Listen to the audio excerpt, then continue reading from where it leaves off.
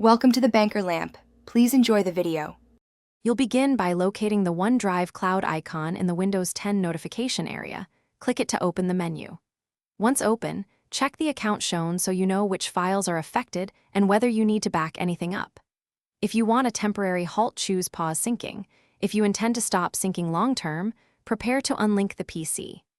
This initial step prevents accidental data loss and makes the next actions safe and predictable. Now take action.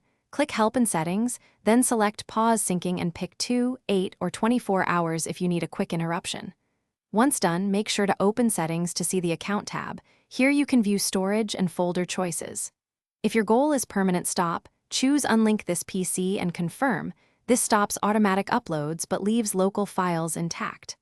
After unlinking, OneDrive won't resync until you sign in again and re-enable folder syncing. Finish by checking the cloud icon to ensure it displays paused or not signed in. That confirms syncing stopped. If you want to prevent future starts, open Task Manager Startup and disable OneDrive so it won't launch at boot. If unlinking or pausing fails, reset OneDrive. Press Windows plus R, run %localappdata %backslash OneDrive/OneDrive. exe/reset, then restart OneDrive. That reset usually resolves stuck sync.